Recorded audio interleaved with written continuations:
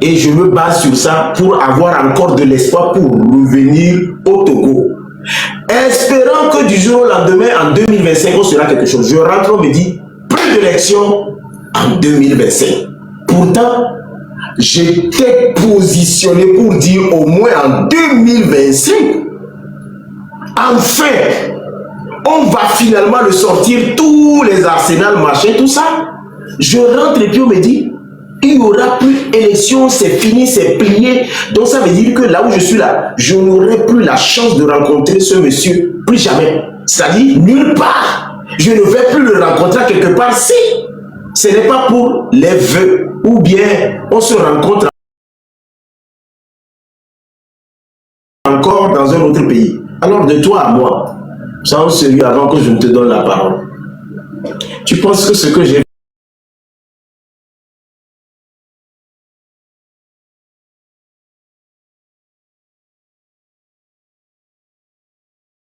vivre ma vie tranquillement?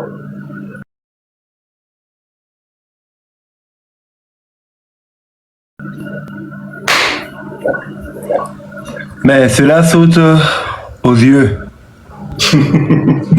Que tu aimes vraiment ton pays. Et moi, je n'ai pas eu besoin que tu me racontes toutes ces histoires avant que je n'arrive à cette conclusion-là. C'est l'une des raisons que tu as participé à un live avec toi où tu m'as parlé un peu de ce périple-là que tu as traversé. Et maintenant, imagine, toi, par rapport à comment les gens te voient, tu arrives à rencontrer le président, les gens disent que le président peut t'appeler à n'importe quel moment, que vous êtes en contact et tout. Imagine que toi, que les gens voient comme étant l'homme de mer du président, tu nous fasses ce témoignage-là qui fasse d'abord froid dans le dos et qui touche l'âme. Parce que on sent que toi-même tu es victime de beaucoup d'injustices. Hein? Malgré le fait que tu fasses l'effort de défendre, en interne tu es rejeté. Enfin, imagine toi qui vis dans ce cas-là, tu fasses un témoignage qui nous donne envie de pleurer. Quel espoir des jeunes qui ne peuvent même pas prendre avion, qui ne peuvent même pas rencontrer le président que c'est l'heure d'un vœu, qui ne peuvent même pas le rencontrer une fois dans son quartier. Quel espoir ils peuvent encore avoir? C'est que quelque part, le sort du Togo nous importe, nous tous. Et ce que nous voulons, c'est que ça puisse bien aller, quoi. À travers toi, il aurait pu avoir plusieurs emplois de créer. Et des gens sont encore là, de gauche à droite, qui peuvent faire pareil. Mais bon, si des personnes comme vous, qui avez la possibilité de ramener des investisseurs, vous n'êtes pas pris au sérieux. Bon, qu'est-ce que les jeunes qui ne sont même dans rien, qu'est-ce qu'ils peuvent espérer? C'est que c'est foutu. C'est foutu. Mais moi, je te demanderai de ne pas abdiquer. Même si les gens ont tendance à penser qu'on ne change pas l'équipe qui gagne ou les gens disent ce qu'ils veulent. La volonté qui nous anime, qui fait qu'on veuille toujours agir de sorte que ce soit les intérêts des populations qui soient le plus mis en avant, on doit toujours continuer dans cette lignée-là. Parce que même si nous ne réussissons pas, nous devons être ces exemples-là que demain d'autres jeunes auront envie de suivre. On ne peut pas abandonner. Tout comme toi, moi j'ai eu l'opportunité de sortir, partir hors du pays pendant longtemps. Mais je n'ai jamais vraiment voulu. Parce que je me dis, je suis né au Togo, ce n'est peut-être pas par hasard. Je suis prêt à investir mon énergie vitale pour faire tout ce qu'il faut pour que les lignes puissent bouger dans le bon sens et dans le sens de l'intérêt général. Dans le sens de l'intérêt général. Et quand les gens se disent que non, tu es un bras de la maison et tout, c'est parce que en fait, tu es resté loyal et ta foi est restée indéfectible. À chaque fois que tu allumes la caméra, tu parles toujours bien du président, tu le défends toujours. Et je suis sûr qu'il y a beaucoup de personnes, c'est aujourd'hui qu'elles découvrent cette histoire-là que tu as racontée. Et c'est une occasion pour que les gens qui ont des idées préconçues sur toi puissent se repositionner et savoir que nous sommes quelque part tous dans le même bateau. Mais sauf que il y en a comme nous qui sommes un peu plus déterminés que d'autres. Mais pas parce qu'on a de meilleures conditions de vie. Beaucoup de personnes, quand elles veulent parler, elle pense que non, c'est la faim qui nous anime, que ce que nous faisons, nous défendons notre ventre. Donc vous avez faim, adolé oumi, adolé oumi. Et depuis un certain temps, je fais l'exercice là de répéter ça à ces personnes. La faim qui m'anime, ce n'est pas la faim de la pâte. Peut-être que mon doc, mais nous sommes peut-être mon doc, peut-être nous sommes nous qui m'a doua, bé adolé oumu. Nous a koumé qui m'a quand ma mia, bé adolé oumu. Peut-être que mon tonton, même méo, jarena milio, peut-être nous sommes. Peut-être que peng peng, na oui, hedo, nous sommes. Peut-être que rose nyo, nous sommes. Ah oh. Ce n'est pas cette faim-là, ce n'est pas la faim du manger qui m'anime. C'est la faim de voir un Togo prospère pour nous tous. La faim de voir des Togolais pouvoir aller dans des centres de santé, se soigner convenablement. La faim de voir des jeunes Togolais qui ont la possibilité de ramener des investisseurs pour pouvoir participer au développement de leur pays, puissent voir l'opportunité offerte. Que les gens puissent juger les gens beaucoup plus en fonction de leur contenu plutôt que de leur contenant. Que quand quelqu'un amène une idée, qu'on essaie de voir quel est l'impact de son idée sur la majorité, plutôt que de voir la petite personne. Il s'agit du Togo. Nous parlons du Togo. Et le Togo est supérieur à nous tous. Le Togo est supérieur à nous tous. Longtemps après, le Togo existera. Autant faire en sorte que les marques que nous posons aujourd'hui puissent être des empreintes indélébiles qui permettront à ceux qui viendront nous suivre d'aller vers l'excellence, d'aller vers la lumière, plutôt que de poser des impacts ou des traces, de laisser des traces qui mèneront ceux qui nous suivront vers les ténèbres, vers l'obscurité. C'est ce que j'ai à dire. Et surtout te dire du courage. Du courage. Et que les gens sachent que ce n'est pas la faim du ventre qui nous anime, mais la faim de voir notre pays émergeant. Émerger. De voir tous les Togolais qui ont le potentiel de faire quelque chose pour changer le pays, avoir la chance de pouvoir le faire. Sans qu'il y ait des considérations politiques, ethniques, socio-culturelles ou des guerres de personnes. Donc c'est tout ce que moi j'ai apporté. Et peut-être qu'on n'a pas pu tout dire aujourd'hui. Mais on a commencé à 15h. Voilà, il est 19h20. Je pense que je vais chercher un chemin et laisser l'opportunité à d'autres personnes qui peut-être ont eu le courage de pouvoir faire le débat, de pouvoir aussi monter. Merci infiniment pour l'opportunité que tu m'as donnée de pouvoir échanger avec toi, de pouvoir donner mon point de vue. Et merci pour la considération que tu as eue envers ma personne pour pouvoir échanger et me donner des informations que tu n'as pas l'habitude de donner. Ça fait la deuxième fois. Hein. Amron, ça fait la deuxième fois que tu viens. Ça fait la deuxième fois que tu viens me faire sortir un dossier comme ça. Hein. Ça la première fois quand tu étais venu, c'est celui des marchés. Aujourd'hui, tu arrives encore. Tu me sors ce que j'ai vécu. Et parce que toi, tu as posé qu'une seule question comme ça. Hein. Moi, je t'ai posé beaucoup de questions. Regarde, une seule question, toi, tu as posé. Regarde tout ce que j'étais sorti. Une question. À la base, je ne voulais pas fuir. Mais en fait, je voulais tout simplement te dire que je suis fatigué. C'est un peu ça. Parce que ce que j'ai vécu, si on prend 10 Togolais, on leur replace dans le chemin, il n'y a pas un seul qui peut avoir l'opportunité que j'ai et ne pas fuir ce pays. Ça, c'est un. Je vous lance un défi. 10 Togolais, il n'y a que moi seul. Il ne va pas revenir. Il ne va pas revenir. Il va revenir. Moi, je suis allé aussi. Moi, tu vas revenir. Amron. Bon, je te laisse croire à ce que tu as dit. Mais tu ne vas pas revenir. Non. J'ai eu l'opportunité de rester, je te promets. Non, pas. Une chose, c'est d'avoir l'opportunité de rester. Mais l'autre chose, c'est d'avoir vécu ce que j'ai vécu pour rester. C'est deux choses. Mais j'ai vécu des choses aussi, moi aussi, je te promets. C'est lourd. Amron, tu sais, mon frère. Mais bon, mais moi, je n'ai pas été dans l'arcane du parti. Je n'ai pas été un fervent militant qui a côtoyé toutes ces personnes-là que toi tu as eu à côtoyer. Je n'ai pas eu l'opportunité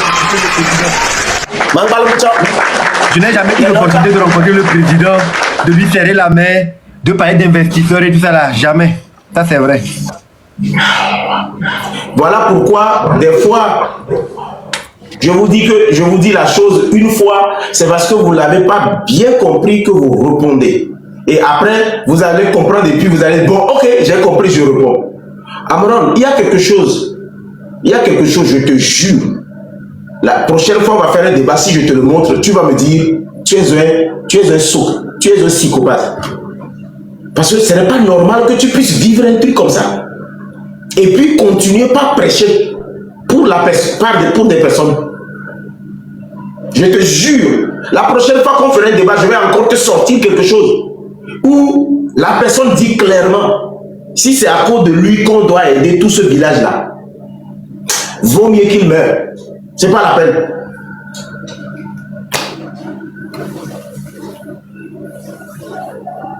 J'ai pas compris. On devait aider un village grâce à quelqu'un. Non, il ne faut pas comprendre.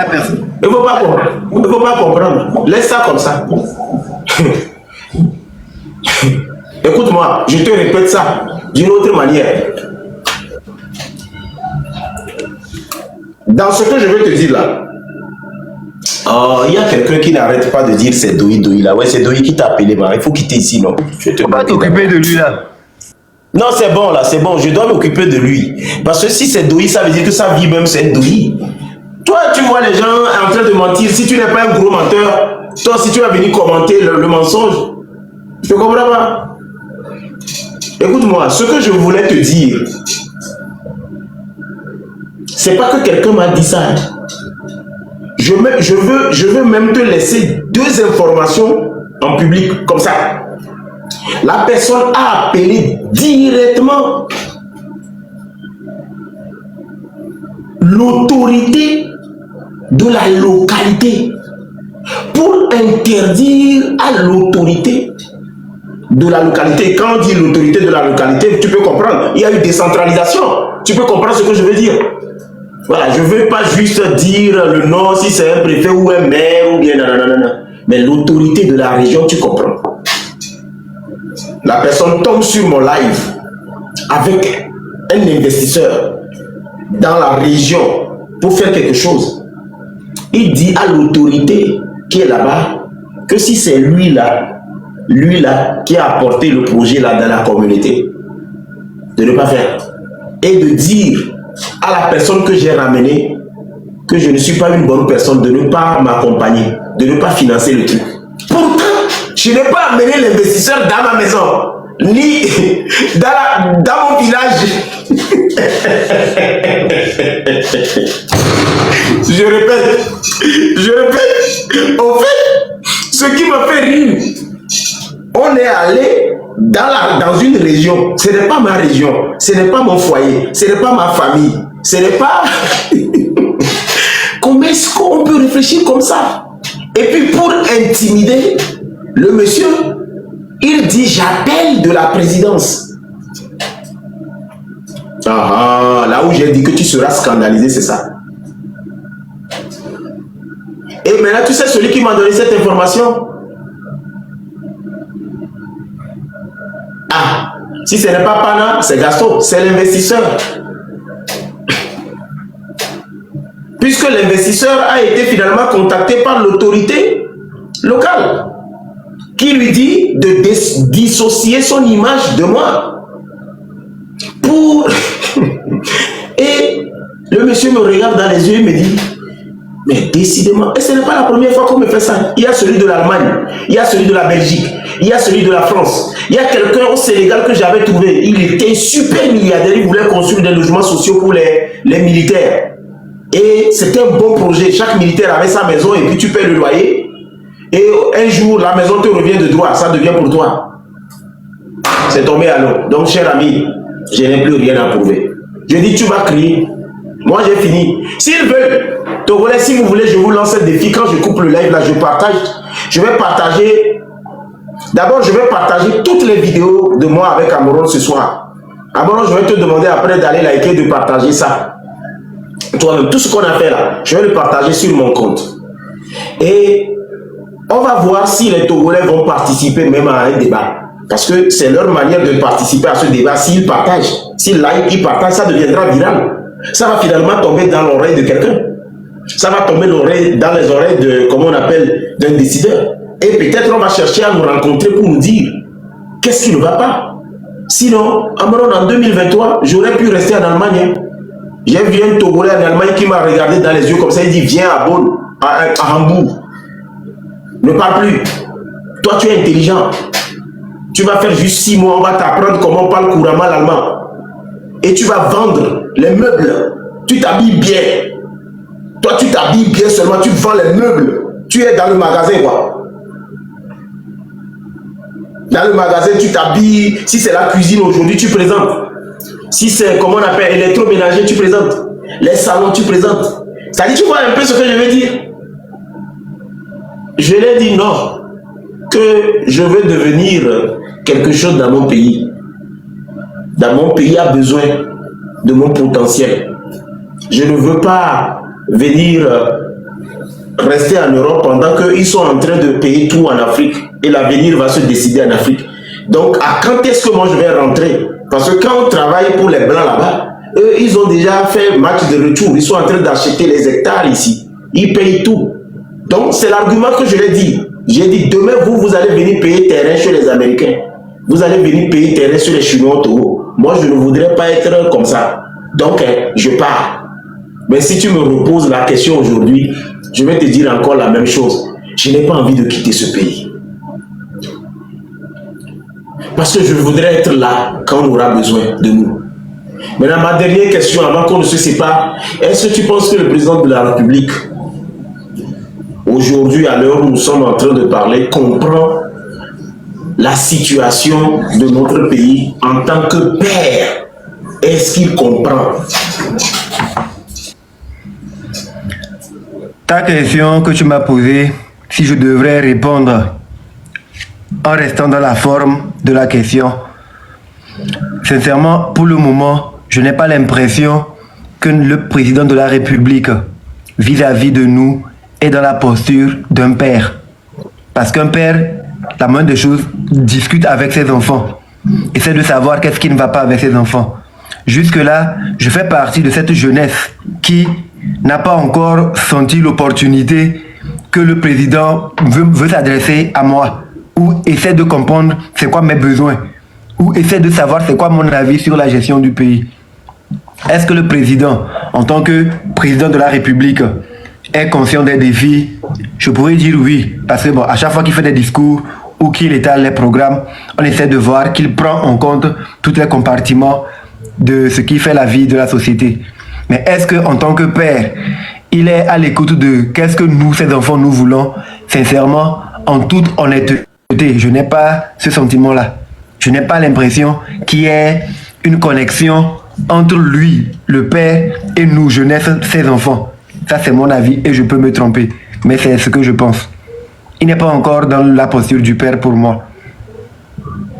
Ça, c'est mon avis personnel. Et donc, c'est à cause de ça que tu as fait ce constat. C'est à cause de ça que tu as chuté comme ça. C'est compte tenu de ces arguments. Oui, parce que quand moi-même, je suis un père de famille. J'ai des enfants. J'ai eu un père. J'ai des amis qui ont des parents. Et je vois c'est comment un père se comporte envers ses enfants. Un père, il est à l'écoute de ses enfants. Il donne l'opportunité à ses enfants de discuter. Un père même, il joue avec ses enfants. Il crée des moments où le souvenir reste agréable pour l'enfant, même demain s'il n'est plus là. Pour que l'enfant puisse se souvenir en grandissant que ah, j'ai un père qui m'aime. Et quand tu sens l'amour du père, tu as plus de confiance en toi.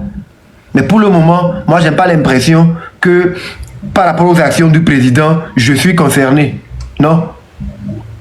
Non, mais il y a, comment on appelle, il y a le ministère de la Jeunesse qui s'occupe de nous en tant que jeunes. Pourquoi tu n'es pas concerné si tu t'es approché du ministère de la Jeunesse? Le ministère de la Jeunesse s'occupe de la jeunesse. Mais tu m'as posé une question en fonction du papa. Un père qui est dans sa maison. Le père, Laisse-moi s'occupe de un père qui est dans sa maison et qui délègue la charge de l'éducation de ses enfants à un majordome n'est pas pour autant un bon père. Parce que le majordome peut décider de faire. Non, c'est un bon père parce que peut-être il n'a pas le temps. Je dis pas pour autant. Non. Le majordome peut décider de mal se comporter envers ses enfants. Il faut que quand l'enfant va vouloir le dire, le père puisse l'écouter. Un père qui donne les consignes. Le majordome peut mal s'occuper des enfants. Mais quand les enfants vont vouloir se plaindre, il faut que le père puisse avoir l'oreille pour écouter et savoir que le majordome, s'il est en train de maltraiter mes enfants, donc je dois le changer.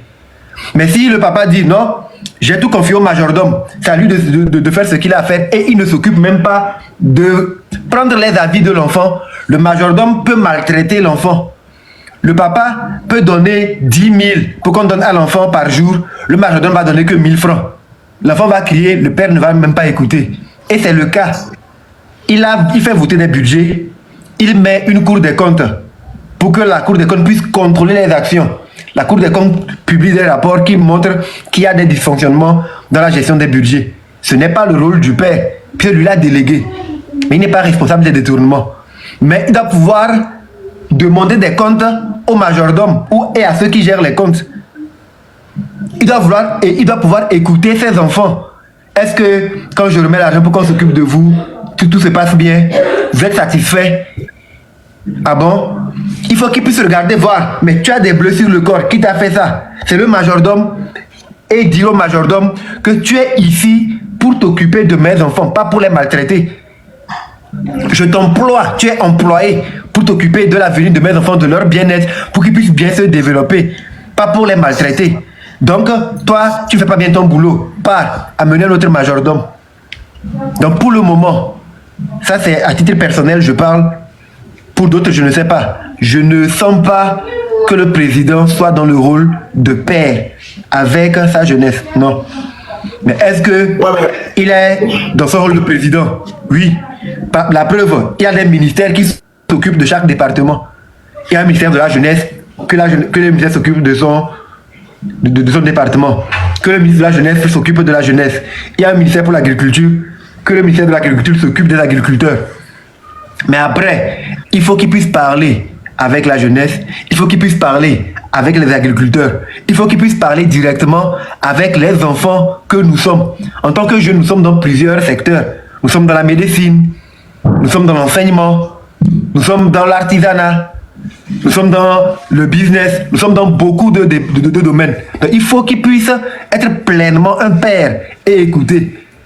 À un moment donné, il faut qu'il laisse le manteau de président de la République, chef suprême de tout, pour être père humain et être à notre niveau. Il est super haut, c'est vrai. Il a le respect qu'il mérite. Mais quelquefois, nous avons besoin qu'il puisse descendre terre à terre, pour parler aux jeunes que nous sommes. Bon, si je te dis que nous deux qui n'écoutent pas. Quand c'est seulement lors des campagnes qu'on voit des contacts avec les populations, aujourd'hui, avec l'évolution des mentalités, les gens pensent que c'est deuil, que c'est mise en scène. Que non, ça ne doit pas être dans le but d'une campagne qu'on le voit en action. Il faut que même quand les élections sont loin devant, de façon spontanée, un jour de mardi ou mercredi, on tombe sur le président dans la rue. Il faut que cela soit des actions qui se fassent de façon spontanée, pas quand il y a un calendrier électoral qui vient. Sinon les gens pensent que non, c'est du cosmétique, c'est fait parce qu'on veut avoir des voix, c'est fait parce que non. Donc il est le président, il gère bien son rôle de président, mais personnellement, moi, je ne le sens pas dans la posture du père vis-à-vis de moi, jeune que je suis. Non, tu peux avoir aussi tort parce que peut-être tu es l'enfant indiscipliné. Nous sommes les enfants indisciplinés, donc il peut ne pas nous recevoir. C'est possible. Ouais. Maintenant, c'est là-bas que le papa doit être aussi, faire preuve de sagesse, comme le roi Salomon. L'enfant qu'on surveille le plus, ce n'est pas l'enfant qui est droit et ordonné, c'est l'enfant qui est désordonné. Parce qu'il faut le ramener à la raison. D'où vient son désordre? Qu'est-ce qui cause ce désordre-là? Et quand on a assez de hauteur, on est père, on sait que parfois les enfants qui font du désordre le font parce qu'ils veulent capter l'attention. Parce qu'ils veulent s'exprimer, ils ont quelque chose à dire. Donc c'est psychologique. Le papa doit savoir que l'enfant là, quand il fait du bruit comme ça, c'est parce qu'il veut quelque chose. Quand l'enfant ne sait pas parler, pour manifester la faim, il pleure. Et la maman sait que il doit me réveiller pour faire têter l'enfant. Donc le père, c'est parce qu'il est père, il est grand. Il est plus facile à une personne grande, à une grande personne, de se mettre au niveau de l'enfant. Il peut s'abaisser au niveau de l'enfant. Mais l'enfant ne peut pas s'élever au niveau du papa. Il n'aura juste la prétention d'être grand, mais il ne sera jamais grand. Jusqu'à ce qu'il ne franchisse les âges et grandisse, avoir la taille du papa. Le papa est géant, l'enfant est petit. C'est au papa de s'abaisser au niveau de l'enfant pour l'écouter. Parce que l'enfant aura beau tout faire, monter les épaules, il restera toujours un enfant devant le papa. Donc quand un enfant fait du bruit, il est indiscipliné, il est égaré, c'est normalement le papa de savoir que l'enfant veut l'attention. L'enfant veut revendiquer quelque chose. L'enfant a besoin de quelque chose. Essayer de satisfaire l'enfant dans la mesure de ses possibilités. Parce que oui, c'est son rôle de père qu'il joue. Mais quand il va garder la stature de président, là il va dire non, tel citoyen n'a pas le droit de me parler comme ça, il se prend pour qui? Il est en train de me manquer de respect. Mais en tant que papa, il dit que c'est un enfant qui est en train de parler. Qu'est-ce que l'enfant là, il dit même? Ok, essayons de voir comment on peut résoudre le problème de cet enfant là. Maintenant, ce n'est pas un seul enfant, ce n'est pas deux, c'est un groupe d'enfants. Donc il vaut mieux écouter ce groupe d'enfants là. Donc je crois avoir répondu. Et comme tu l'as dit, c'est une vraie vérité. Peut-être que je suis en train de me tromper. C'est moi qui suis en train de penser que je ne suis pas écouté. D'autres sont écoutés. Voilà, mais tu m'as posé la question en fonction de moi. C'est pourquoi j'ai répondu en disant c'est ma vérité et c'est ma réalité. Amron, il faut qu'on soit honnête. Je pense que tu as dit des choses. J'ai exploré chaque chose et je crois que on a à apprendre aussi de toi. Non, moi je reste le petit frère. Je n'ai pas encore grand chose. Je suis toujours en apprentissage. Ouais, c'est vrai. Au-delà de petit frère, comme tu l'as dit, même le fou nous apprend quelque chose. Même le con nous apprend quelque chose. C'est toi-même qui l'as dit et je suis en train de dire exact. Ça c'est vrai. Ce que tu as dit. Ça c'est vrai. Moi, ce que je voulais épuiser comme sujet ce soir, c'est pour voir si peut-être, parce que peut-être d'autres enfants sont écoutés. Et c'est nous seuls qu'on n'écoute pas. Et peut-être le majordome a dit au papa peut-être que nous sommes des enfants indisciplinés. Nous ne l'écoutons pas. Mais tu as bien répondu. C'est là que le papa doit maintenant demander à ses enfants de venir discuter avec lui pour comprendre si ce n'est pas le majordome qui ne nous aime pas ou bien qui ne fait pas le bon compte rendu. Voilà. Maintenant, le problème, là où je ne suis pas encore totalement convaincu, c'est que pourquoi le majordome de temps en temps fait au moins le rapport des autres enfants qui sont bons et nous pas. C'est là-bas que c'est tout ce qui me reste. Bon, l'expérience est individuelle. Tu sais que même en tant que parents, quand nous avons des enfants, nous avons nos enfants préférés. Et nous avons nos enfants aussi qui sont là, mais nous sommes obligés de nous occuper de tous les enfants. Maintenant, il se peut que le majordome ait plus d'acquaintance avec certains enfants. Parce que eux, ils ne vont pas plus loin que ce qu'on leur impose. Maintenant, quand les enfants, il y a certains enfants qui veulent dire que non, c'est la maison de notre papa. Et quand notre papa n'est pas là, nous pensons que pour nettoyer la maison, là, il faut nettoyer aussi la terrasse, même s'il n'est pas là-bas pour s'asseoir, parce qu'on veut que ce soit propre. Il faut faire ci. Quand les enfants veulent rappeler trop au majordome, qui n'est pas là pour être notre patron, mais travailler à garder la maison propre, il se peut que le majordome ne fasse pas des rapports sur nous à notre papa. Parce que nous serons obligés de dire au papa que oui, en vérité, le majordome ne fait pas très bien son travail. Maintenant, les enfants qui ne sont pas exigeants, qui n'ont pas droit de regard sur comment la maison du papa est gérée, le majordome peut être plus proche d'eux parce que, ah bon, ces enfants-là ne vont pas me créer des problèmes. Et entre deux enfants qui doivent aller devant le papa, l'un, on sait qu'il va dire le majordome est très bon, et l'autre, on va dire le majordome est bon, mais bon, il y a des insuffisances. Le majordome ne peut pas envoyer quelqu'un qui va venir lui couper la tête chez le papa. Donc, tout revient dans la main du papa. C'est au papa de savoir que peu importe les rapports qu'on me fait, tous ces enfants-là sont mes enfants et je dois tous les écouter. Je dois prendre leur avis pour pouvoir contrebalancer avec les informations que j'ai. À un moment donné, on a une impression. On dit, une information n'est pas un renseignement. C'est l'information traitée qui devient un renseignement. Moi, je viens dire à quelqu'un que Papson est un tueur. Il coupe la tête des enfants. C'est une information. Mais ce n'est pas encore un renseignement. On va faire des enquêtes pour essayer de voir est-ce que Papson côtoie vraiment des enfants ou des gens. Est-ce qu'il paie des coupes-coupes? On va faire des enquêtes pour voir si Papson tue des gens. Oui, il tue des gens. Là, ça devient un renseignement et on agit en conséquence. Mais ici, les gens travaillent avec les informations, pas les renseignements. Il suffit qu'on apporte une information sur la personne, on te catalogue et on te smatch. L'information est devenue un renseignement. Alors que pour avoir un renseignement, il faut traiter l'information. Donc, c'est au papa de traiter les informations. Quand on lui apporte des informations, il faut qu'il sache que ce sont des informations, pas un renseignement.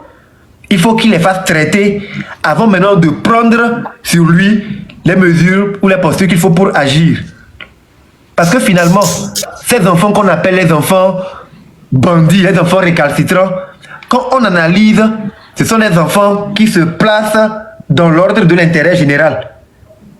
Et ce sont des enfants qui plutôt mettent en lumière les bonnes actions du papa. Donc le papa doit comprendre que maintenant, comment les enfants qui me défendent, qui prennent même des coups pour moi, on va dire qu'ils sont des enfants récalcitrants. Et les enfants qui profitent et jouissent de tous mes biens, mais n'osent même pas ouvrir la bouche pour me défendre quand on parle mal de moi, comment c'est eux qu'on me présente comme étant des enfants modèles? Un enfant digne, normalement, c'est celui qui ose défendre son papa, sans même rien gagner. C'est ça un enfant digne. Mais un enfant qui se dit enfant à papa, qui bénéficie de toutes les largesses du papa, mais n'est pas en mesure de sortir défendre le papa doit comprendre que mais non, c'est pas un enfant, mais c'est un ça profite. Il doit même commencer à se poser des questions. Est-ce que les enfants là sont vraiment mes enfants? Bon, je pense que je vais chuter là. Non, après tu vas chuter avec le référendum et puis tu vas partir. Le référendum, c'est qu'est-ce que tu penses de ce Parlement? Qu'est-ce que tu penses de ma personne? Et pourquoi des gens ne se prêtent pas à ce jeu que tu viens de faire parce que tu es venu? Est-ce que tu as senti qu'on t'a imposé quelque chose, à mon humble avis? Non. Est-ce que tu as prémédité ce que nous avons écrit comme question? Non, on n'a rien fait. Mais qu'est-ce que tu penses de ce Parlement? Qu'est-ce que tu penses des personnes qui ne font pas cet exercice? Et qu'est-ce que tu penses de moi? Tu dois savoir que de façon personnelle, je fais attention à mon image et ce dans quoi je mets ma bouche. Parce que je tiens toujours à être responsable de mes propos et responsable du courant dans lequel j'avance. Je suis monté dans ce live parce que justement, je me suis senti à l'aise et je sais que les débats seront de haute facture et qualitatifs. Que je ne